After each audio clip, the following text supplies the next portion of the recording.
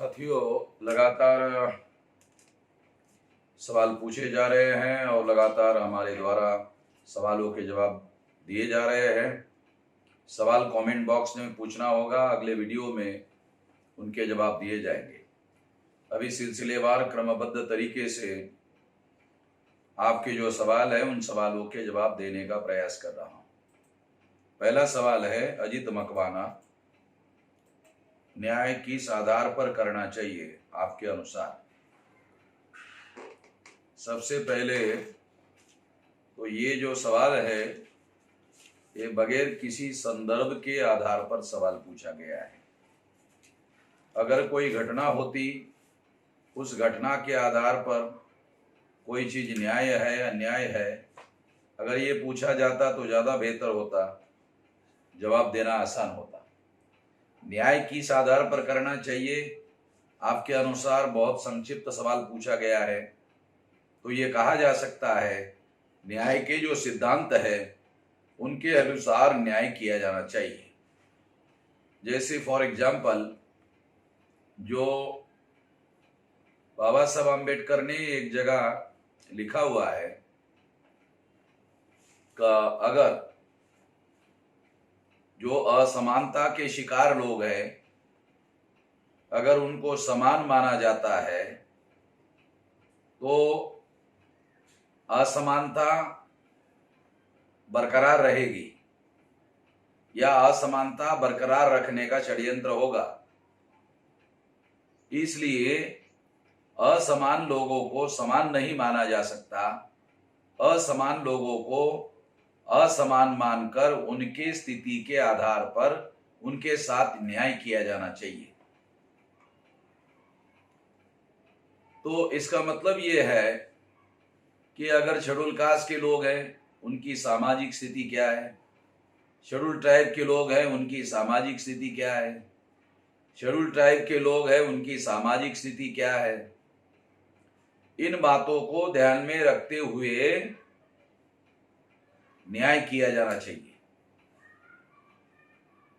और इसीलिए social categorisation, अगर शेड्यूल कास्ट के अंदर कुछ जातियों को फायदा हो रहा है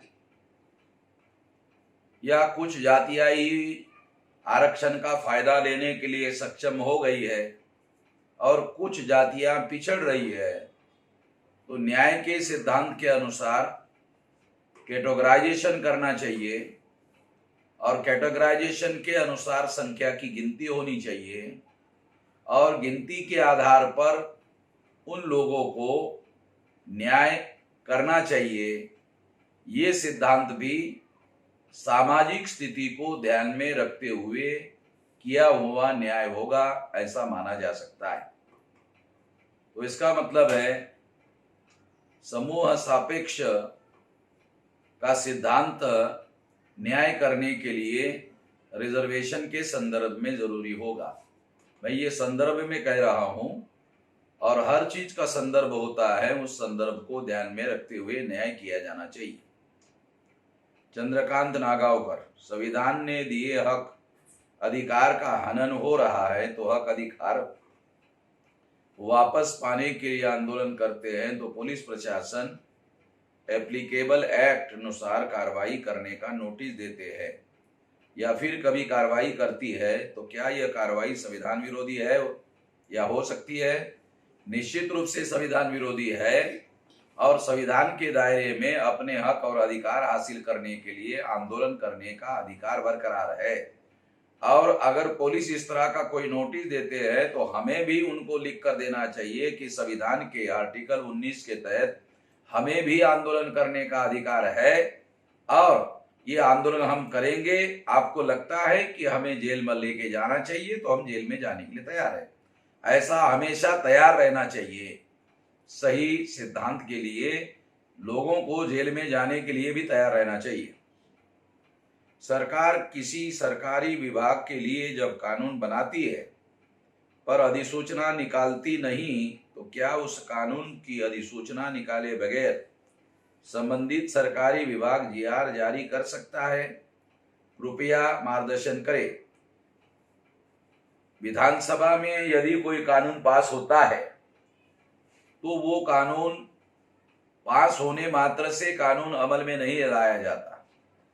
वो कानून गवर्नर के पास मान्यता के लिए जाता है, और यदि कानून गवर्नर के पास मान्यता के लिए जाता है और गवर्नर उसको अपने गैजेट में पब्लिश करता है या राष्ट्रपति पब्लिश करता है, उसके गैजेट में उसको अधिसूचित करता है, उसके बाद ही अमल की प्रक्रिया शुरू होती है। कानून पास होने के बाद या अधिसूचित होने के बाद अमल करने के लिए सरकार को उसके रूल्स रेगुलेशन बनाने पड़ते हैं कि उसको किस तरीके से अमल में लाया जाए, उसके रूल्स बनाए जाते हैं। तो इस तरह से जो रूल्स बनाए जाते हैं, उन रूल्स के अनुसार ये कहा जा सकता है कि अगर उन्होंने रूल्स नहीं बनाए तो उस कानून को लागू करने की प्रक्रिया गैर कानूनी मानी जा सकती है। इस बात को समझने की जरूरत है। राजेश बाकोलिया सर, साधुओं के साथ लिंचिंग पर आपका क्या कहना है, और ये किसके द्वारा प्लान करके किया गया कृत्य है? इस पर आपकी क्या समीक्षा होगी? सबसे पहले तो पालघर में जिन साधुओं पर मॉब लिंचिंग किया गया है, ऐसा मीडिया के द्वारा कहा जा रहा है, मगर मेरा ऐसा कहना है कि वो लोग साधु लोग नहीं थे, वो लोग गोसावी लोग थे। साधु और गोसावी में फर्क होता है। जैसे बुद्धिस्ट रिलीजन में उनको भिक्षु कहते हैं, ब्राह्मण धर्म में साधु कहते हैं, और जो नाथपंथी लोग हैं उनमें उनको गोसावी कहते हैं। ये जो नाथपंथी लोग हैं, जहां तक रिसर्च उपलब्ध है उसके अनुसार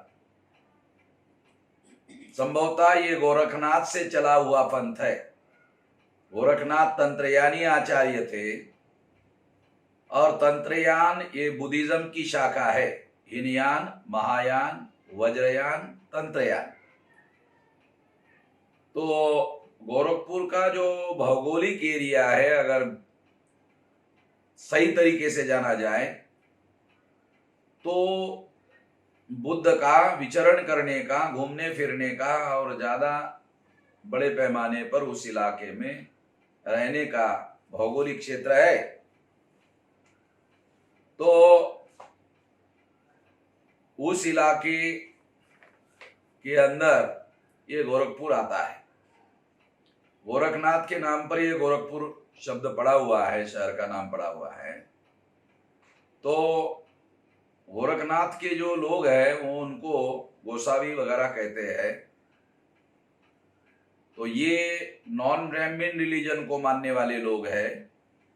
इसलिए मेरा ऐसा मानना है कि जिस गांव में ये घटना घटित हुई, उस गांव का सरपंच बीजेपी का है, और उस गांव में बजरंग दल के लोग हैं। उन लोगों ने मिलकर इन गोसावी लोगों को मारा गया है। ये लोग साधु नहीं थे, ये गोसावी थे, मगर इसको बहाना बनाकर बीजेपी, आरएसएस और संघ परिवार के लोग उनको साधु बताकर शिवसेना को घेरने की रणनीति बना रहे हैं, शिवसेना के विरोध में माहौल बना रहे हैं। और शिवसेना के विरोध में माहौल बनाने के लिए लगता है इन्हीं लोगों ने उन गोसावी लोगों को जानबूझकर जान से मारा होगा, ऐसा कहा जा सकता है, क्योंकि ये साधु लोग नहीं होते। मगर साधु शब्द का प्रयोग करने से ये ब्राह्मण धर्म के अधीन आता है, तो लोगों को धर्म के आधार पर भड़काने का अच्छा मौका इसके द्वारा मिल सकता है। इस बात को ध्यान में रखते हुए प्लान बनाकर, योजना बनाकर बीजेपी, बजरंग दल और संघ परिवार के लोगों ने उनको मारा होगा, ऐसे कहा जा सकता है। जिस तरीके से मीडिया में इस खबर को उछाला जा रहा है, उससे तो यही कहना ज्यादा उचित होगा।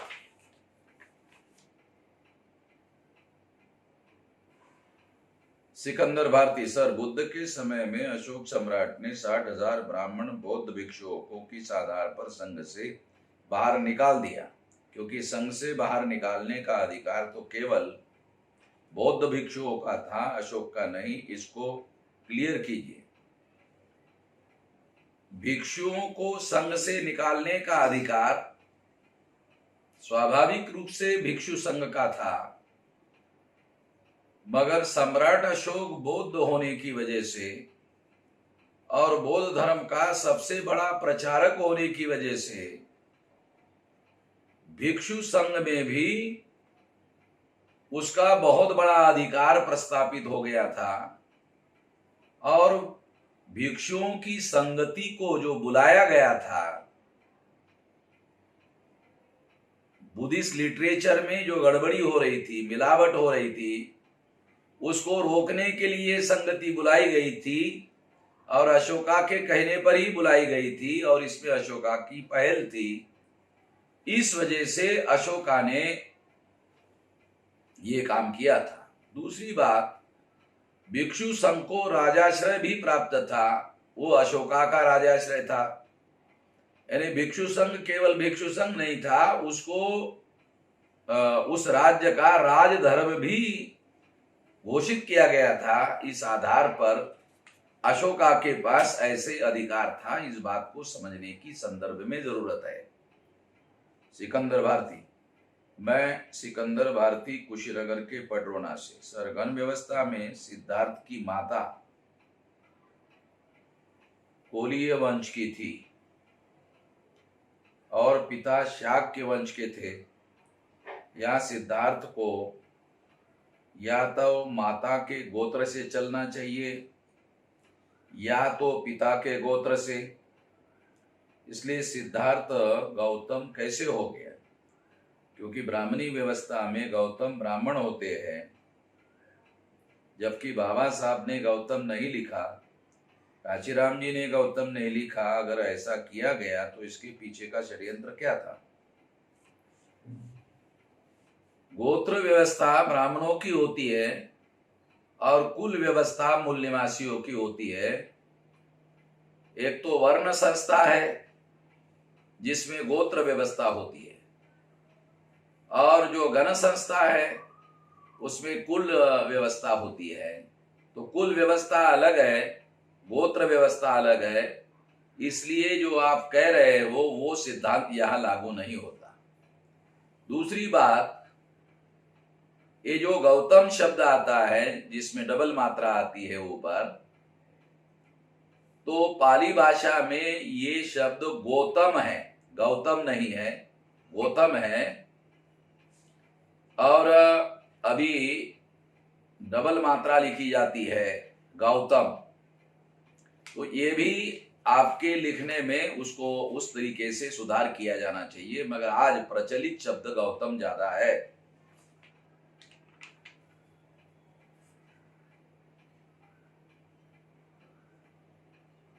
बाला साहेब मिसाल, सर, जानकारी और ज्ञान में क्या फर्क है? जानकारी मेयर डाटा होता है और ज्ञान जानकारी का उपयोग करने का हुनर होता है। एक जानकारी होती है, एक जानकारी का उपयोग करने का हुनर होता है, और एक ज्ञान होता है। तो जानकारी का उपयोग करने का हुनर ही ज्ञान है। मान लो कोई लड़का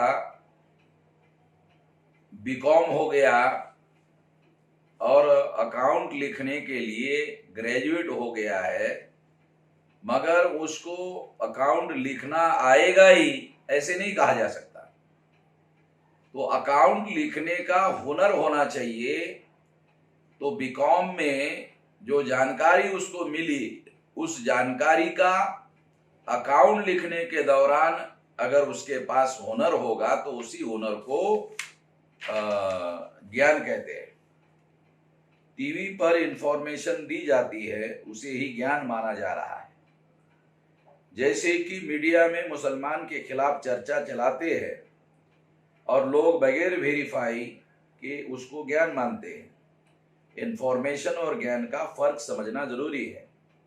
मीडिया में जो जानकारी दी जाती है वो जानकारी का प्रचार करने का माध्यम है, ज्ञान के प्रचार करने का माध्यम नहीं है। जो सुनने वाला, देखने वाला व्यक्ति है उसको कोई भी जानकारी वेरीफाई किए बगैर नहीं मानना चाहिए, मगर जो आम आदमी होता है उसको वेरिफिकेशन का सिद्धांत पता नहीं होता है। वेरिफिकेशन का सिद्धांत तो आसान नहीं है। पुलिस विभाग में भर्ती हुए इंस्पेक्टर को इसके लिए बाकायदा ट्रेनिंग दी जाती है, तब कहीं जाकर वेरिफिकेशन जानकारी का करने का हुनर पैदा होता है। इतना आसान नहीं है। तो ये बात जानना और समझना बहुत जरूरी है।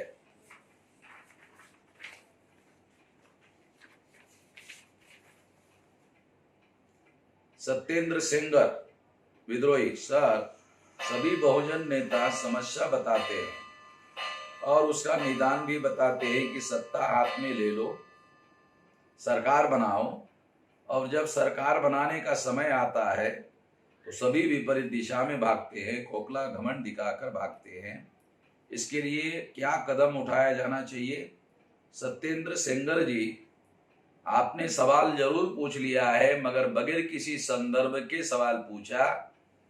अगली बार इसी बात को संदर्भ के साथ पूछिए, जवाब दिया जाएगा। मुरलीधर राम, जय मूल निवासी। कोरोना से ग्रसित लोगों को और इनके परिवारों को अपराधी की तरह समाज देख रहा है, जबकि इन संक्रमित लोगों को सिंपैथी और एम्पैथी के साथ इलाज की आवश्यकता है। गोदी मीडिया के द्वारा जो मानसिकता भेदभाव धार्मिक आधार पर तैयार की जा रही है वह खतरनाक है, जिसके परिणाम स्वरूप लोगों द्वारा बेगुनाह लोगों को हत्या तक समाज द्वारा किया जा रहा है। लोग आत्महत्या तक कर रहे हैं। इस संबंध में प्रकाश डाले, कैसे इस परिस्थिति में संक्रमित लोगों को सहानुभूति पूर्वक सहायता किया जा सके, इसमें हम आपके कार्यकर्ता कैसे सहायक हो सकते हैं। मुरलीधर राम, सूरत यूनिट, गुजरात।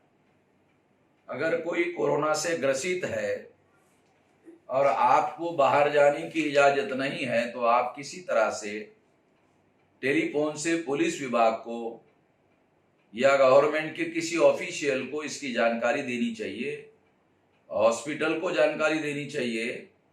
अगर आप इस तरह की जानकारी देते हैं तो उसको उपरोक्त मदद मिल जाएगी, और अगर नहीं मिलती है तो लिखित रूप से हमारे पास खबर कर दीजिए, हम इसके लिए आवश्यक कार्रवाई करेंगे। रिंकू परमार, मेरा सवाल ये है कि बाबा साहब की जो सीरियल टीवी पर आ रही है वो सही कहानी है या झूठी कहानी बताई जा रही है? कृपया मार्गदर्शन करिए। मैंने वो सीरियल की कहानी या सीरियल नहीं देखा है, मगर देखने वाले कह रहे हैं कि वो सही कहानी नहीं बताई जा रही है, तो वो अपने हिसाब से चला रहे हैं और विकृति पैदा करने का काम कर रहे हैं, ऐसे कहा जा सकता है। कमलाकर संदानशिव, क्या कम्युनिज्म का सहारा लेने वाले लोग अम्बेडकरवादी बताकर बहुजन समाज को गुमराह कर रहे हैं? निश्चित रूप से गुमराह कर रहे हैं। एक जगह मैं बाबा साहब अम्बेडकर का जो भाषण है वो भाषण में आप लोगों को भाषण का एक सेंटेंस में बताना चाहता हूँ। वो मराठी में ऐसा है, गुळाच्या भेलीला मुंगळे लागतात, ते गुळाच्या भेलीचं रक्षण करण्यासाठी लागत नसून तर ते गुळाची भेली फस्त करण्यासाठी लागतात। कम्युनिस्ट के ऊपर बाबा साहब अम्बेडकर ने ये भाषण में कहा था। इसका मतलब है गुड़ के ढेली पर मुंगड़े लगते हैं या चींटियां लगती है, वो चींटियां इसलिए नहीं लगती कि गुड़ के ढेली का वो रक्षण करना चाहते हैं, बल्कि वो गुड़ के ढेली को फस्त करना चाहते हैं, इसके लिए लगते हैं। ये कम्युनिस्टों के संदर्भ में बाबा साहब अम्बेडकर ने कहा था, इसलिए इस संदर्भ को समझने की जरूरत है। नरेश धांडे, किसी सरकारी संस्थान में सारे पदों को ठेके पर कब तक चलाया जा सकता है? अगर आप ये बात किसी संदर्भ में, किसी डिपार्टमेंट के रेफरेंस में अगर बताया जाता होता तो उसका जवाब सही तरीके से दिया जा सकता था। इसके बावजूद भी इतना कहा जा सकता है कि सारा का सारा डिपार्टमेंट पर सरकार प्राइवेट ठेके पर नहीं चलाया जा सकता।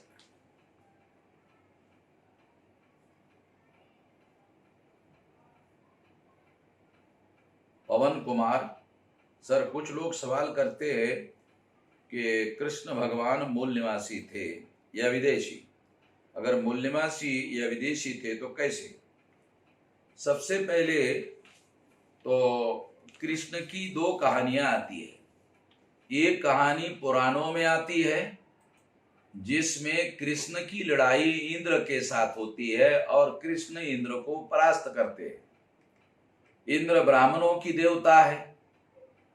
जो कृष्ण इंद्र को परास्त करता है वो कृष्ण पुराणों के अनुसार ब्राह्मण विरोधी है या ब्राह्मण धर्म विरोधी है, ऐसा कहा जा सकता है। और जो ब्राह्मण महाभारत में बताया जाता है वो वासुदेव पुत्र है और कहते हैं वासुदेव ब्राह्मण थे और ब्राह्मणों के द्वारा ये पैदा किए गए थे, ऐसा जो लोग बताते हैं उससे ये सिद्ध होता है कि अगर ये ब्राह्मणों के द्वारा पैदा किए गए हैं तो जिन्होंने ये कहानी लिखी ब्राह्मणों के द्वारा पैदा करने की, वो लोग यही कहना चाहते हैं कि कृष्ण ब्राह्मण के पुत्र थे। तो इसके अनुसार बात स्पष्ट होती है, हमें कहने की कोई खास ज्यादा जरूरत नहीं है। जो ब्राह्मण के द्वारा पैदा किया हुआ कृष्ण दिखाया जाता है, स्वाभाविक रूप से उसे ब्राह्मण के समर्थन में दिखाया जाता है। ये बात हमें समझने की जरूरत है। सिद्धार्थ साठे, क्या हम सांस्कृतिक आधार पर प्रबोधन करने का प्रयास कर सकते हैं?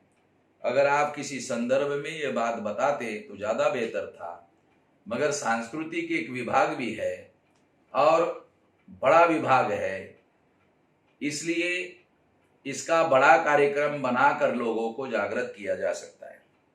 विजय कुमार, सर हिंदू धर्म ग्रंथों में शूद्र और अछूतों के खिलाफ दोहे, चौपाई आदि के खिलाफ सुप्रीम कोर्ट में मुकदमा हो सकता है? सबसे पहले तो जिसे आप हिंदू धर्मों के ग्रंथ कहते हो वो हिंदू धर्मों के धर्म ग्रंथ नहीं है। वेद, श्रुति, स्मृति, पुराण, रामायण, महाभारत और गीता, ये सारे के सारे ब्राह्मणों के धर्म ग्रंथ है, ब्राह्मण धर्म के धर्म ग्रंथ है। और 7वीं शताब्दी से आगे मुसलमानों का आगमन भारत में होना शुरू हुआ, तो ये कहा जा सकता है कि मुसलमानों के आगमन के बाद में जब पर्शियन भाषा बोलने वाले लोग भारत में आना शुरू हुआ तब हिंदू शब्द भारत में आया। और उसी के पहले वेद, श्रुति, स्मृति, पुराण, रामायण, महाभारत, गीता लिखा जा चुका था। इसलिए वो सारे धर्म ग्रंथ ब्राह्मणों के धर्म ग्रंथ थे, ब्राह्मण धर्म के धर्म ग्रंथ थे, इसलिए हिंदू धर्म के धर्म ग्रंथ नहीं कहा जा सकता। दूसरा, ये दोहे चौपाई का जो मामला है ये रामचरितमानस के द्वारा सामने आता है, तो इसमें बहुत सारे दोहे और चौपाइया जो है वो शूद्रों के खिलाफ लिखा गया है, उसमें अछूतों के खिलाफ नहीं है। ज्यादातर जो लिखा गया है जैसे ढोल गवार शूद्र पशु नारी सब है ताड़न के अधिकारी, तो ये वर्ण व्यवस्था का जो चौथा वर्ण है शूद्र, वो ओबीसी के ही लोग हैं। जो अछूत है वो वर्ण व्यवस्था के बाहर के लोग हैं और हिंदू जिसे तथाकथित कहा जाता है वो नहीं है। इसे समझने की जरूरत है। इसके लिए अगर किसी अछूतों के साथ इस तरह का कोई भेदभाव किया जाता है तो एट्रोसिटीज एक्ट के तहत केस दायर किया जा सकता है। अगर ये धर्म ग्रंथों में इन लोगों के विरोध में कोई बातें लिखी गई है तो अभी तक कोई हाईकोर्ट सुप्रीम कोर्ट में केस गया हुआ मेरी जानकारी में नहीं है, मगर सुप्रीम कोर्ट के लॉयर से सलाह मशवरा करके इसके बारे में आपको बात बताई जा सकती है। सुनील कुमार, दरभंगा, बिहार। आउटसोर्स के द्वारा बड़े पैमाने पर सरकारी विभाग में बहाल किया जा रहा है लोगों को, और उन लोगों के सैलरी में से प्रत्येक महीना बहुत ही कम रुपया दिया जाता है। ठेकेदार के द्वारा हम लोगों के पक्ष में लेबर कोर्ट से भी फैसला दिया गया, उसका कोई फायदा नहीं मिला। इसके लिए हम लोग क्या कदम उठाना चाहिए? राष्ट्रव्यापी आंदोलन निर्माण करने के अलावा इन सारी बातों को रोकने का कोई उपाय उपलब्ध नहीं है। तो राष्ट्रव्यापी आंदोलन निर्माण करने के लिए एससी, एसटी, ओबीसी, माइनॉरिटी के लोगों को मिलकर काम करना चाहिए। शीतल पाटेकर, दुर्वे। हमारे यहाँ वर्ली मुंबई में एक व्यक्ति के सीने में दर्द था, उन्हें 8 अस्पताल घुमाए, कोरोना टेस्ट भी नेगेटिव थी, लेकिन ऑक्सीजन नहीं, वेंटिलेटर नहीं, ऐसा बताकर भर्ती नहीं करवाया किसी भी अस्पताल में, और वक्त रहते इलाज ना होने के कारण उसकी मृत्यु हो गई।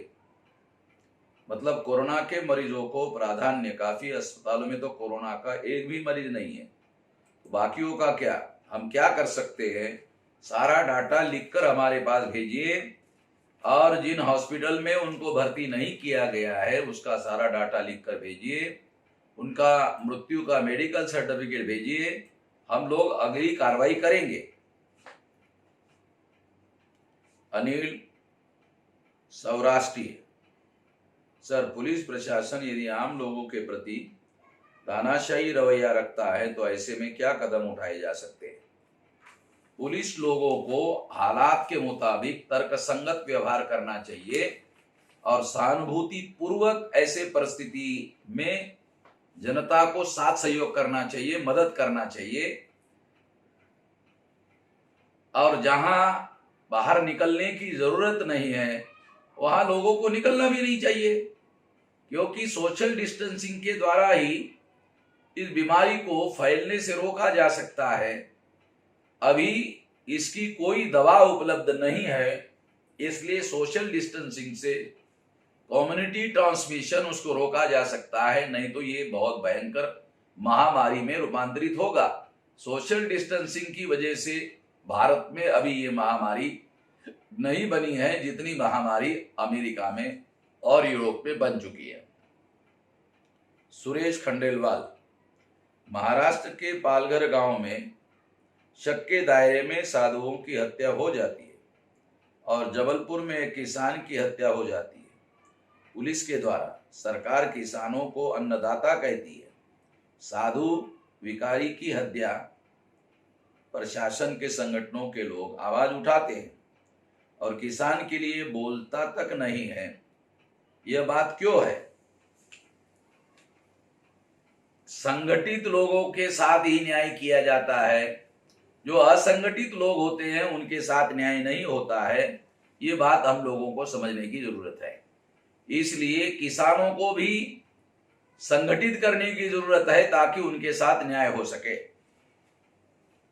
सूरज कामले, सूरज अशोकलाव कामले, सर जी मैं तो ये जानना चाहता हूं कि ब्राह्मण सिर्फ मूल निवासी कॉन्सेप्ट से डरते हैं और अभी खुद आगे आके मूल निवासी कॉन्सेप्ट का विरोध कर रहे हैं, और हम माइकल वामशाद और डॉक्टर सत्यपाल की डीएनए रिसर्च की रिपोर्ट के बारे में बोलते हैं तो उसे वो फेक रिपोर्ट बताते हैं। कृपया सटीक जानकारी बताइए। मुझे नहीं लगता कि आप किसी सत्यपाल का रिपोर्ट बता रहे हो तो उसको माना जाएगा। माइकल वामशाद ने रिपोर्ट तैयार किया है तो लोग सत्यपाल का रिपोर्ट क्यों मानेंगे? माइकल वामशाद का ओरिजिनल रिपोर्ट है, उस रिपोर्ट को आप लोग आधार बनाइए, तब जाकर के लोग मान सकते हैं। इसको आप लोग ध्यान पूर्वक समझने का कोशिश करिए। दूसरी बात, जिन लोगों को आप समझाते हो डीएनए के बारे में, उन लोगों को डीएनए का डी समझ में आता है? तो जिसकी जितनी औकात होती है उसके हिसाब से लोगों को समझाना जरूरी है। आपको भी बातें पहले विस्तार से समझना चाहिए और फिर लोगों को समझाने का काम करना चाहिए। अगर आपको समझाने में दिक्कत आती है तो हमारे सीनियर लोगों की मदद लेनी चाहिए। सुनील समुद्रे, सर, गुजरात में महार चमार जाति के लोगों को जाति प्रमाण पत्र के लिए 1960 के पहले का रहवासी दस्तावेज मांगा जाता है, जो किसी के पास भी नहीं है, जिसके चलते अनुसूचित जाति के हक अधिकार से वंचित होना पड़ता है। कृपया मार्गदर्शन कीजिए, शासन और प्रशासन को किस तरह का प्रस्ताव रखा जा सकता है। सारा का सारा डाटा हमारे पास लिखकर भेजिए और इसके बारे में कोर्ट ने कोई डिसीजन दिया है तो बताइए, अन्यथा इसके बारे में आगे क्या कार्रवाई की जा सकती है हम आपको मदद करेंगे। अनवारली शेख, मैं मौलाना अनवर सर, सवाल ये है, एक बार गोपीनाथ कन्नन सर ने एक कैडर कैंप में सवाल किया कि आप सीए का विरोध क्यों करते हो, तो मैंने उनको जवाब में बोला कि यह कानून संविधान के धर्मनिरपेक्षता के खिलाफ है। तो गोपीनाथ कन्नन सर ने कहा कि संविधान में धर्मनिरपेक्ष शब्द ही डालने की जरूरत नहीं थी। सर, मेरा मार्गदर्शन करें, क्या मैं सही हूं या गलत है। संविधान के प्रियम्बल छोड़ अगर दिया जाए तो सेकुलर शब्द संविधान के किसी भी आर्टिकल में लिखा हुआ नहीं है। जब इंदिरा गांधी ने इमरजेंसी लागू की, इमरजेंसी में मुसलमानों के विरोध में तुर्कमान गेट के आसपास के बस्तियों पर बुलडोजर जगमोहन ने चलाया। जब ये चलाया तब मुसलमान बहुत विरोध में हो गए, और भी कई कारण थे मुसलमानों के विरोध में होने के। तो मुसलमानों को खुश करने के लिए इंदिरा गांधी ने संविधान में संशोधन किया, खास तौर पर प्रियम्बल में संशोधन किया और सेकुलर और सोशलिस्ट शब्द डाला। बाबा साहब आम्बेडकर ने जो प्रियम्बल में शब्द डाले थे उसमें सेकुलर और सोशलिस्ट शब्द नहीं था। गोपीनाथ कन्नन पूरे विस्तार से आपको बात नहीं समझा रहे हैं।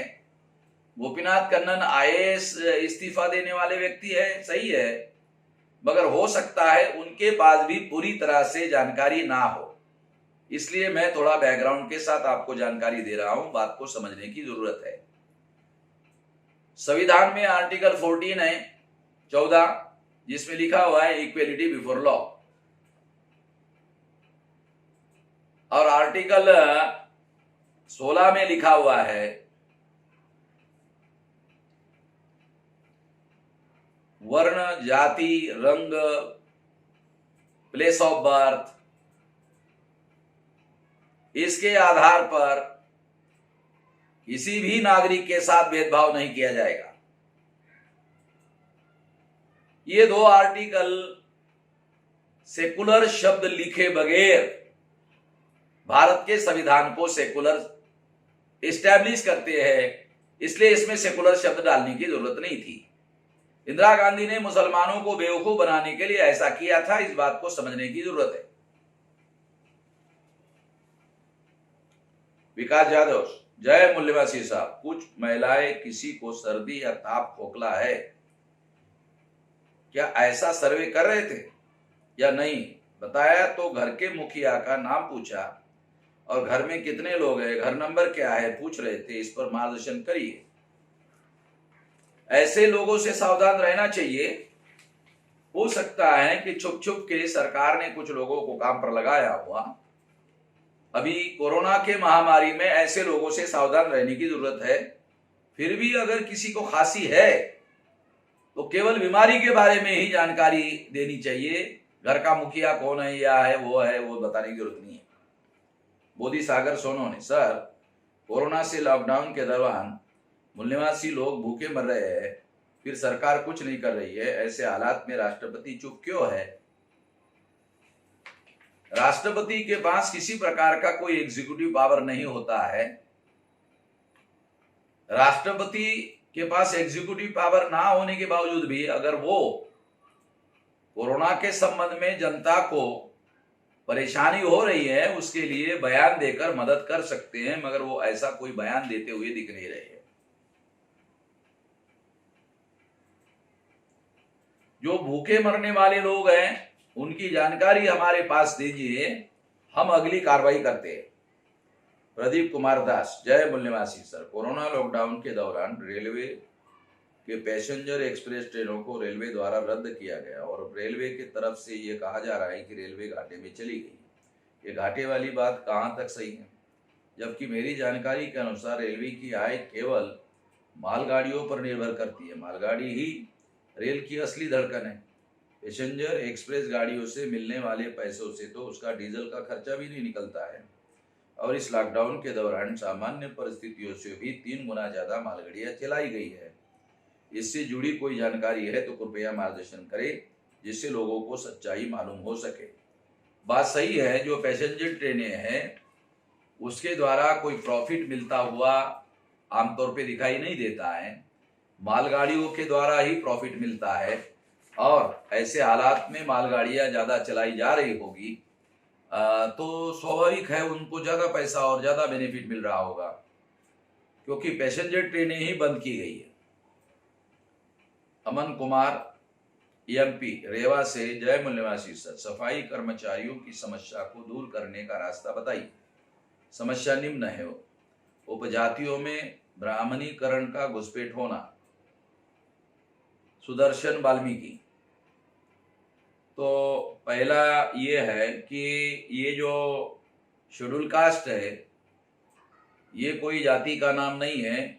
शेड्यूल कास्ट में जो सफाई का काम करने वाली जो जातियां है उसमें 2 प्रकार के नाम नॉर्थ इंडिया में सामने आ रहे हैं, एक है सुदर्शन और एक है वाल्मीकि। तो हमारे जो लोग हैं वो लोग इस तरह का नाम क्यों धारण करते हैं? क्योंकि पुरानी जातियां घृणा सूचक है ऐसा वो मानते हैं।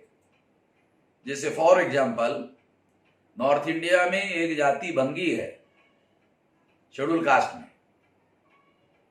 तो भंगी ये शब्द हिस्टोरिकली कहां से आया? तो रिसर्च करने के बाद पता चला कि जो लोग ब्राह्मणों की व्यवस्था का भंग करते थे इसलिए ब्राह्मणों ने गाली देकर उनको भंगी कहा। तो इसका मतलब है उनकी जाति का नाम पड़ा भंगी। अगर ये हिस्टोरिकल बैकग्राउंड ध्यान में रखते हुए अगर देखा जाए कि जिनके पुरखे ब्राह्मणों की व्यवस्था का विरोध करते थे इसलिए अगर भंगी कहा गया, तो भंगी शब्द घृणा सूचक ना होकर ये गौरव सूचक हुआ ऐसे कहा जा सकता है। और अगर गौरव सूचक है तो ये कहा जा सकता है कि एंशियंट इंडिया में कौन से लोग ब्राह्मणों की व्यवस्था का उग्र विरोध करते थे, तो वो नाग लोग थे। इसका मतलब है जिनको भंगी कहा गया वो ओरिजिनली नाग लोग है। और यही वजह है कि जिनको आज वाल्मीकि कहा जा रहा है वो ओरिजिनल लोग है और मार्शल लोग है। उनको अपना इतिहास जानने की समझने की जरूरत है। 2, सुबह 5 से 10 और शाम को 3 से 6 समय की समस्या। ये समय की समस्या है और ये छोटी समस्या है। ब्राह्मणवादी व्यवस्था से हम लोगों को जाति व्यवस्था के टुकड़ों में बांटा गया, ये हमारी मौलिक समस्या है। और जितने लोगों को टुकड़ों में बांटा गया है उन लोगों को जगाकर आपस में जोड़ने की जरूरत है। इस तरीके से समाधान किया जा सकता है। ठेकेदारी प्रथा लागू, निजीकरण लागू, स्थायी रूप से नहीं, मौलिक अधिकारों का हनन होता है। कार्यकाल के दौरान मृत्यु में अनुकंपा, नियुक्ति और पैसों के मिलने का समय निर्धारित नहीं होता है। ये सारी की सारी समस्या लिबरलाइजेशन, प्राइवेटाइजेशन, ग्लोबलाइजेशन के द्वारा कांग्रेस ने शुरू करके निर्माण की है। और ज्यादातर सफाई करने वाले जाति के लोग कांग्रेस के पिछलग्गू बने हुए हैं। उनको इसके विरोध में विद्रोह खड़ा करना चाहिए और संगठित रूप से ऐसा करना चाहिए। दीपक ऋषि, मान्यवर, पहले तो हम लोग हिंदू धर्म लिखते थे पर मानसिक की वजह जान पाए कि हम मूल्यवासी है। पर यह समझ नहीं आ रहा है कि SC ST OBC का रिलीजन अब क्या लिखेंगे। SC ST OBC ये भारत के मूल निवासी है और ब्राह्मण धर्म ने जब उन पर गुलामी थोपी, गुलामी थोपने का कार्यकाल शुरू होता है। सम्राट बृहदत्त मौर्य की हत्या पुष्यमित्र शुंग के द्वारा की गई है और रामायण में इसका सारा संदर्भ आता है, वाल्मीकि रामायण में संदर्भ आता है। तो ये जो पुष्यमित्र शुंग है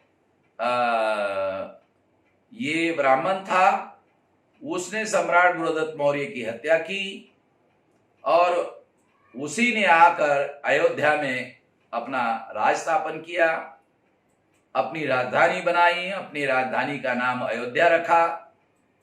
तो रामायण में अयोध्या का राजा राम दिखाया गया और इतिहास में अयोध्या का राजा पुष्यमित्र शुंग दिखाया गया। इसलिए राम कोई और नहीं है, पुष्यमित्र शुंग ही है, ऐसा हिस्टोरिकली कहा जा सकता है। इसे समझने की जरूरत है। तो इससे एक बात हमें सिद्ध होती है कि सम्राट बृहदत्त मौर्य के समय में जिनको आज SC ST OBC कहा जाता है, खासतौर पर SC और OBC कहा जाता है, वो लोग पहले के बुद्धिस्ट लोग थे और इसलिए ये कहा जाता है कि अगर उसके पहले ये बुद्धिस्ट लोग थे तो इनका पहले का धर्म बुद्धिस्ट था। मगर हिस्टोरिकली इन लोगों को इस बात का आज एहसास नहीं है। एहसास तो बहुत दूर की बात है, उनके पास जानकारी भी नहीं है। इस वजह से वो आज SC ST OBC के 6000 जाति के टुकड़ों में बटे हुए हैं। अब ये जो टुकड़ों में बटे हुए लोग हैं, वो टुकड़ों में बटे हुए लोग जब तक उनको ये सारी बातों का जानकारी नहीं होगी, ज्ञान नहीं होगा, तब तक इसमें बहुत बड़ा मौलिक परिवर्तन नहीं आ सकता है। वैसे हिंदू शब्द ये धर्मवाचक नहीं है, ऐसा ब्राह्मण कहते हैं कि सिंधु से हिंदू हुआ। अगर मान लिया जाए सिंधु से हिंदू हुआ तो ये क्षेत्रीय नाम है और मूल निवासी भी क्षेत्रीय नाम है। अगर हिंदू भी क्षेत्रीय नाम है और मूल निवासी भी क्षेत्रीय नाम है तो हमें मूल निवासी लिखना ज्यादा तर्कसंगत है, क्योंकि इससे हम ब्राह्मणों के धर्मों से अलग दिखाई देते हैं, हमारी अलग पहचान होती है, जिससे ब्राह्मणों के गुलामी से आजादी हासिल करना आसान होगा।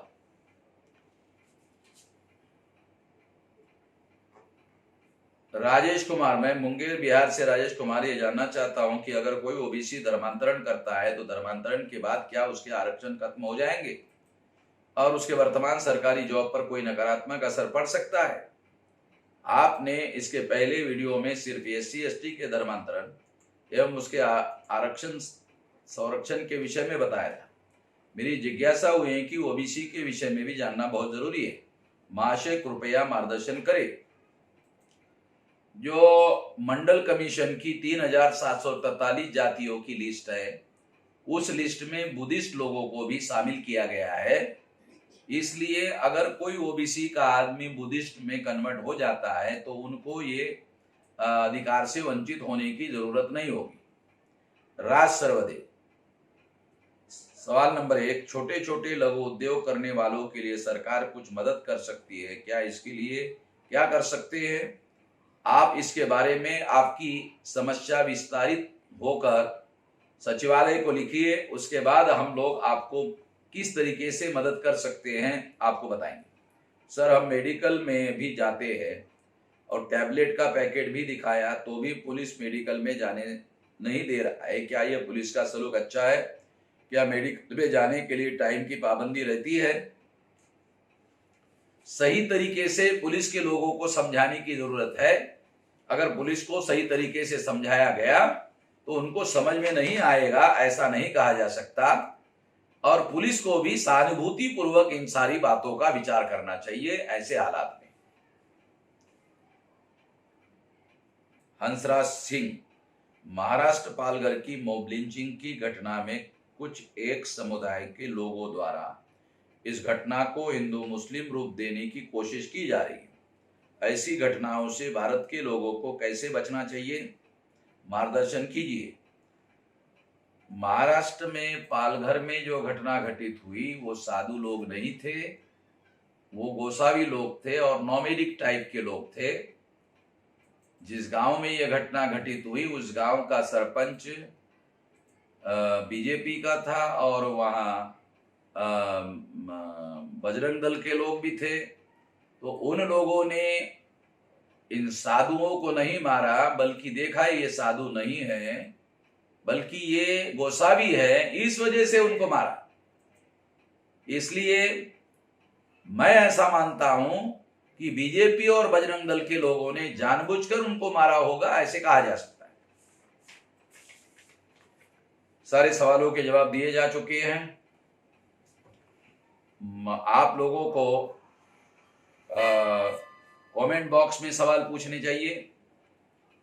अगले वीडियो में आप लोगों के सवालों के जवाब दिए जाएंगे। आपने मेरे सवालों के जवाब ध्यानपूर्वक सुने होंगे, ऐसी उम्मीद करता हूं। धन्यवाद।